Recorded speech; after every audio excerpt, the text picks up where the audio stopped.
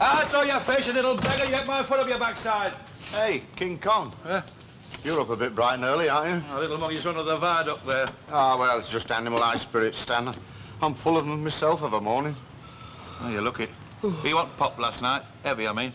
Well, I had a bit of a taste after you left. Nothing overindulgent, like. Just a quiet half. Half a gallon. What are you doing up so early? I've run out of ciggies, haven't I? Somebody must have pogged a packet off me last night when I was drunk.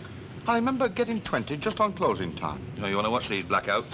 Blackout's nothing. I remember exactly everything that happened to me. After I fell on the bed, I were ill. Oh, well, I'm off to Warner's. Anything you want? Any papers, like? I'll get us a bottle of dandelion and burdock, will you? It'll look like some with a Sunday dinner. What are you doing out, anyway? You stand there with your great gut wafting in the morning breeze, looking like Custer's last stand. I'm waiting for somebody. Oh, aye? Oh, you pick some nice romantic spots, don't you? What's up? You're ill to been out on the loose with your yank, something? Go get your papers, you big Murray. Well, I am doing, aren't I? Will you be here when I get back? I could be, yeah. Oh. Got your sandwiches, love? Yeah. Now, I hope it keeps fine. But listen, love, if it gets misty, now you and Rosemary must go straight back to the station. Yeah, all right. Now, promise, love, I don't want them to have to call out those tracker dogs for you. No, we're only mucking around, you know. Try. Bye-bye, love.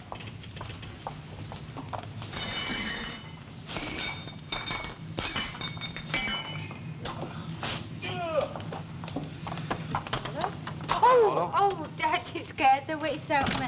Do you know, I thought it was that big old station out of Victoria Street. Anyway, get up, Dad. I'm waiting for Bert Lodge. Hi, Lucy. Just look at the state of that. Have you ever seen anything as soft? Come on, Dad, get up. It looks as though you're drunk. I'm tired. Haven't Bert Lodge bought our milk yet, then? No. Where are you going with your little diddy bag? It's about his time, that's why I've come out. Mrs. Walker thinks I'm going walking in Dovedale with Rosemary. I'm going to Blackpool dancing. We're going dancing this afternoon, all afternoon. Hey, and if you tell her, I'll murder you. Oh, you're starting that caper, are you? I remember her telling me once she was going to a Girl Guides jumbo sale. When she came home, she... I think it's about time I sent a postcard to Ireland about you, young woman. Hey, we're not going to come to no harm. I mean, coach gets back at 7 o'clock. Try. Enjoy yourself. Yeah. Hey, is she going wild out, Irma? Is she going out with lads and all that? I don't know, Father, I'm sure. I don't know what they're seeing, lads. Morning. You check your time, don't you? Oh, you see, I like to leave you till last, darling. You're a bit too much for me too early on it round. Oh, can you hear how they talk about me, your own daughter? Ah, they're all the same these days. Hey, I'm glad I've called you, but listen, I want your advice. What, at this hour at morning? Ah, well, you finished at 11, don't you? We don't see you after that anyway. Now, listen, do you think I could get a job at your place, you know? Think I could get around? Well, I'll ask Algie if you like. Hey, do you think it's quite your style? Oh, I've been looking for a morning job. One where you knock off at opening time, you know. Hey, shapeless, shape yourself. There's a woman here with a mouth like the bottom of a bird cage. Hello, Mrs. Tanner. Here, that'll keep you going. That's very big of you. You see a bit of the world too, don't you? Oh, I have to shut your eyes to a lot of things. Mind you, it's not all 11 o'clock end, you know. I see you. Put a good word in, will you? All right. Ta-ra, mate.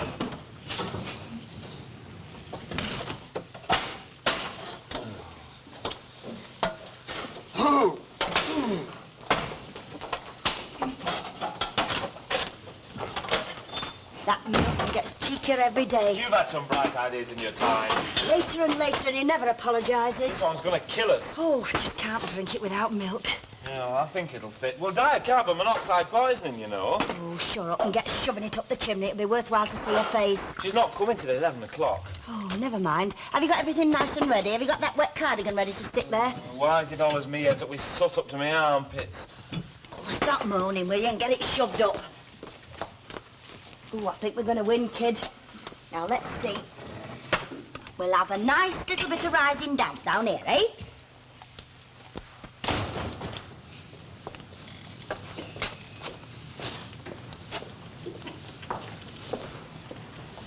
Morning.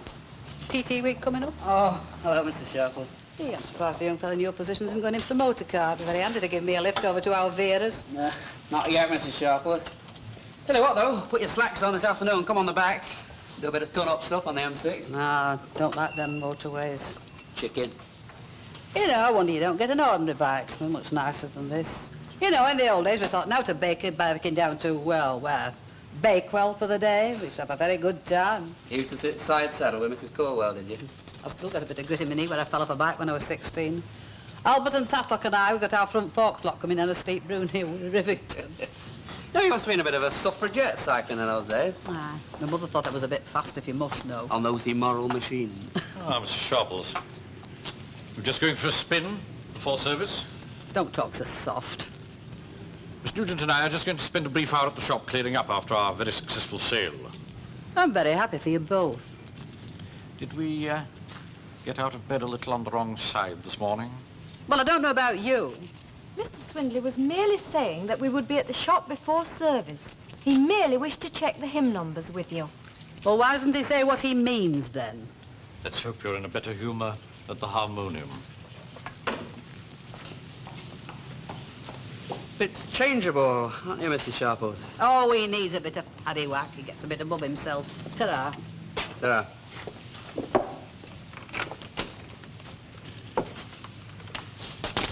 Is it going to be all right? Sure. No bother. I better wake Uncle Albert. What time's your dad expecting you? We're only going for a drink, you know. Back by dinner. He's not going on the back of the bike, is he, Uncle Albert? Well, it depends how dashing he's feeling this morning. No, we'll probably go by bus. He won't mind me not going, will he? Because I don't feel up to it today. No, I'll tell him you're doing your exercises or something. Hey, how'll it be, though, love, while I'm gone? It's not due before dinner, you know. Hello, Val. What's up? Ken says how you fit. I thought if you were going to his dad, you might want to knock up. Oh, Wick, I'd forgotten all about that. Oh, how can lad? What time is it? Just gone 9. Well, we won't have to be there long, will we? What's your panic? Well, I haven't done any bumping at number 11 yet. I'd ought to be out to the side of town when it happens. Oh, come off it, Uncle Albert. Elsie Tan and Enid Sharp has done enough fighting last of a lifetime. It'll all blow over. Oh, surely they won't start. Now, just you look back through history, Val. If you'd lived as long as I have, you'd know very well that wars always start on a Sunday.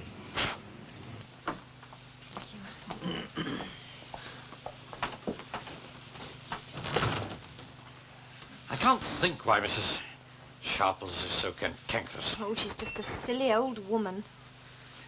In an hour, she'll be playing hymns for us. We mustn't harbour any feelings of anger, but... I've tried to reason with her. I've given her the benefit of doubt in arguments. I've bowed to her judgment, and still she... Well, if the Glad Tidings does close down and she has to leave, she'll regret all the time she's made you look small. I mean... Oh, I know very well that she's bested me, often. Sometimes in company.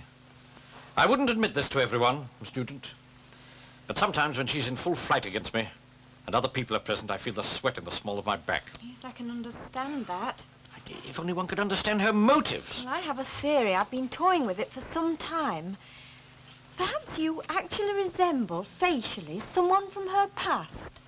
A cruel father or an intolerant teacher. And perhaps, unknown to herself, Mrs. Sharples is punishing you for her own unconscious hate of this other man. I wouldn't worry. As a committee member, you'll always have the upper hand. And this situation can't last forever. No.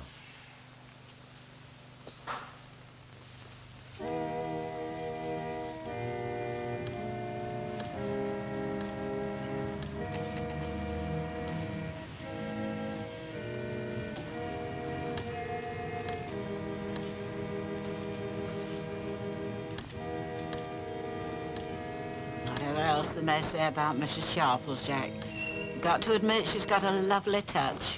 Ah, and Elsie Tanner will give her a lovely touch when she catches up with you.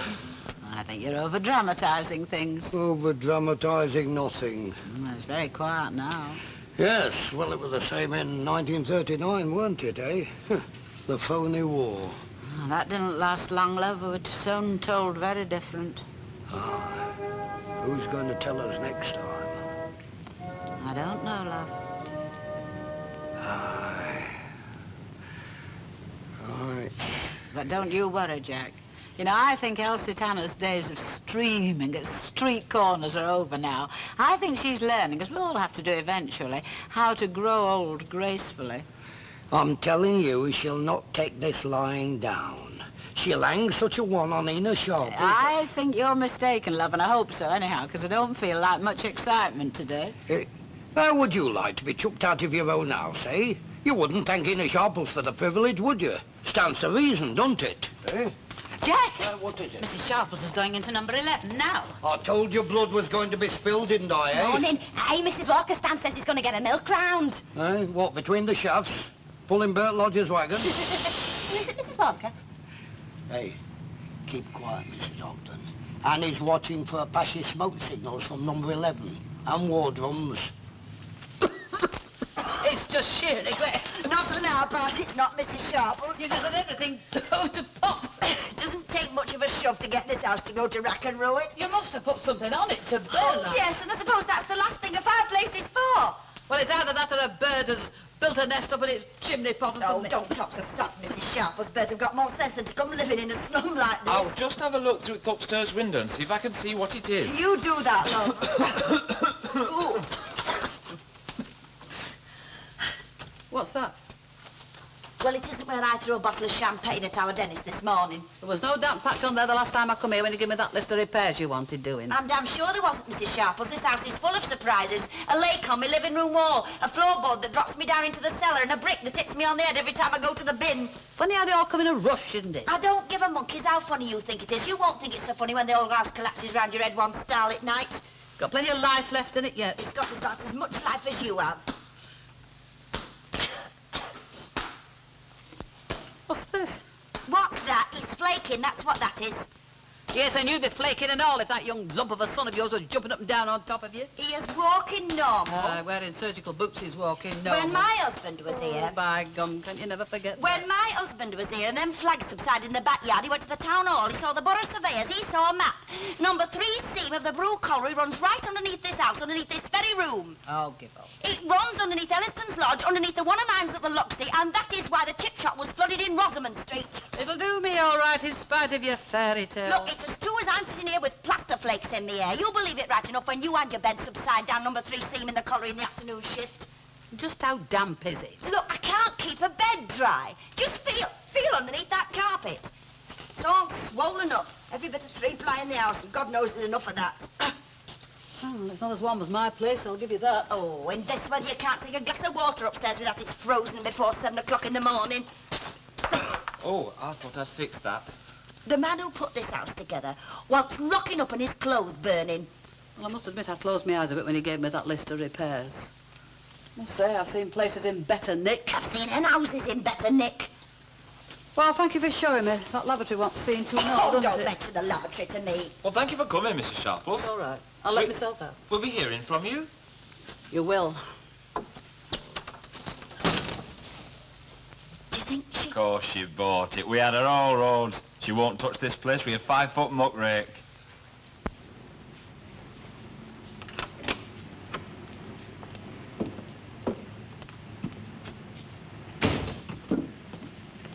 Oh, hello, Ina. Have you had a look? Oh, yes, I've looked.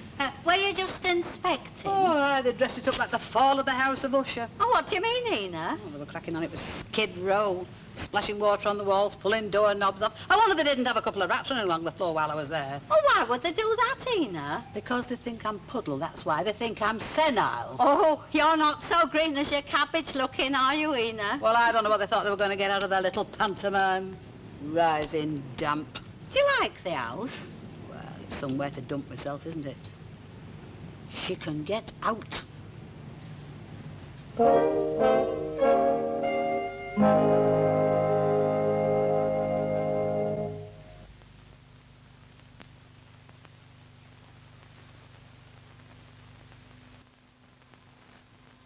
Hold on.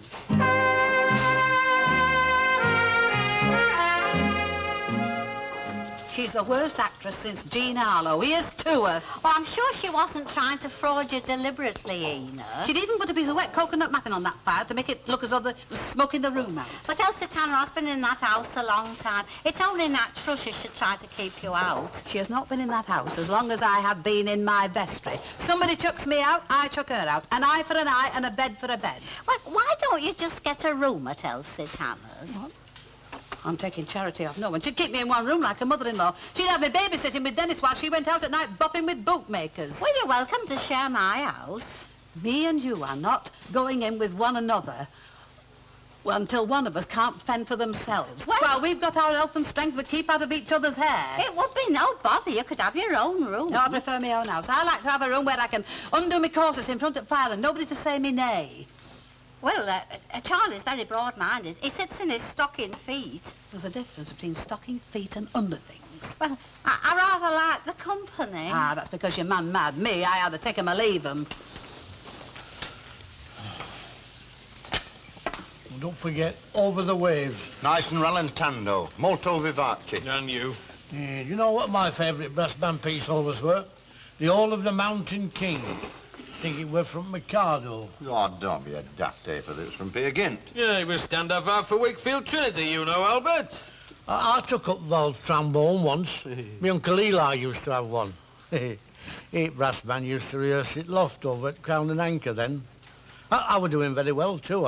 I'd learnt first 12 bars at Cornet Carillion and then I started going out with lasses. Ah, my lips gone all to pot. I don't think I could do Flight of the Bumblebee on my little cornet now. I think my lips would go to pot and all if I had 'em soaked in 5 pints of that stuff you drink every night. By heck, I could slap that bass, though. Player's temptation, then. What are you having to drink? Oh, I think I could shove a pint down me. How'd it go, love? Oh, all right, I think. Did she accept that doorknob bit? I think she will do. Certainly return to the turnpike, please. No, hey, don't forget, start off with light cavalry. What with this lot? You'll be lucky. Hey, up! Is she not moving into you, then? No, well, we finally convinced her that it was the Black Hole of Calcutta. Don't move your lips. She's over there in the snug. Down, dear. It's, all right, Mrs. Sharples. I'll pay for that. That's very kind of you, Mrs. Tanner. That's all right, Mrs. Sharples. You know, I am glad you've patched it up, Mrs. Sharples. It would have been most unpleasant if Mrs. Tanner had actually ended up on the street. Well, now, Mrs. Tanner might have known I wasn't serious until I give her a notice in writing. Of course, that's absolutely right, Mrs. Sharples. I was only saying, So would you pass that over to me, please? What's this, Mrs. Sharples? Just pass it over to Mrs. Tanner, will you? Mrs. Tanner, you... What's this, Mrs. Sharples? What do you think it is? A birthday card? It's your notice. Official. You what? It's your notice. It says, take your hook out of my house, only it says it more polite than that. I don't care. You take on with me like that. Hey, come on. Jack, send for the police. Never mind about police. Get a bucket of water. That all separates dogs. No, it'll separate them two now, short of death. Don't you out to me. Don't you out.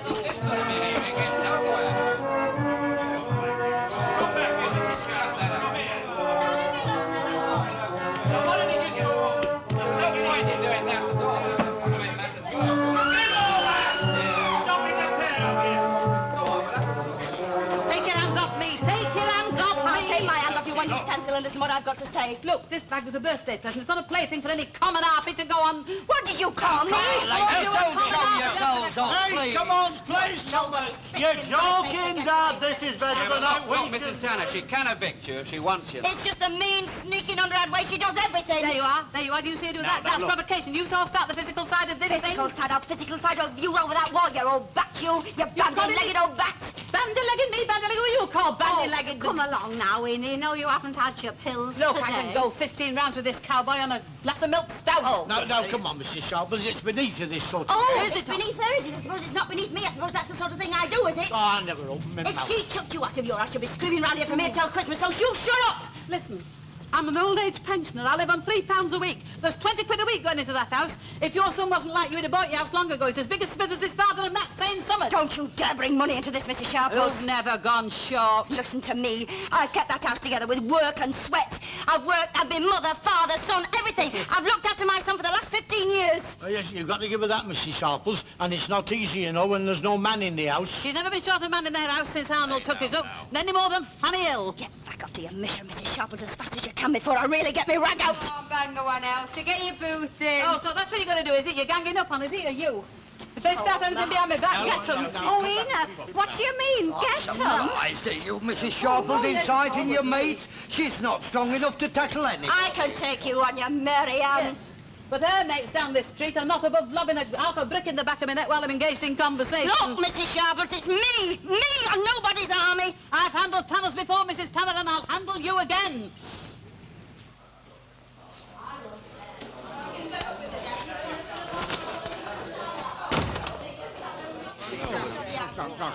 You try turning me out of my house, Mrs. Sharples. Just you try turning me out, and I'll come back and you. Come back. You're leaving me all morning down the stairs, under the staircase. You won't get a bit of sleep, Dennis. Ma'am, your sprouts are burning. Come in here, Get Dennis. great big mad Mary. I'll take you on my left hand if she starts You anything. needn't worry, Mrs. Sharples. I never raise my hand in anger to a lady. She's done it on me, Dennis. You've got She's done it. things under control, ma'am. She's Come done it on me. Look, come here.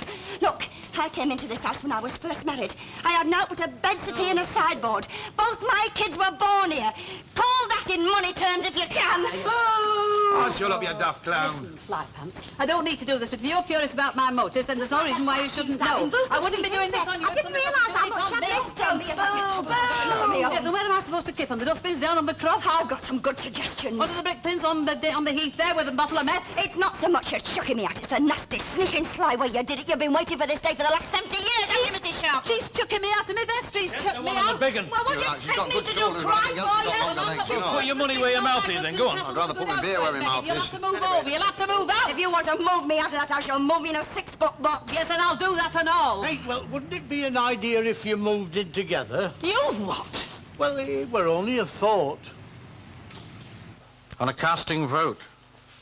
Mr. Boothroyd, yeah. Well, he always did let his heart rule his head. Yes. Well, just as you say, Mr. Hodges. Well, I don't know, my own feelings are rather mixed about it. I mean, one can only hope that it's all part of a greater pattern. Yes, indeed. Thank you. Thank you for letting me know. Goodbye. Mr. Swindley, I'm sure these gloves would move faster if we could keep them under 7 shillings, even a penny under. Button your coat, student. Beg your pardon? We go to bring the good news from Ghent to A. A? Never mind, Miss Nugent. I do sometimes permit myself a literary flight under moments of stress. What is it, Mr. Swindley? You've gone very sallow. Come along, Miss Nugent. I'll explain on the way. You two-faced old bats! You'll stay here until we've sorted this thing out one way or the other. Get off my sleeve, I've already sorted You it out are in not my holding mind. me up to this sort of thing and then sweeping out on me. Now, look here. You'll only move me out of this house when I want to go. In the meantime, go jump in the cot. You... My way! Hold the one, Dr.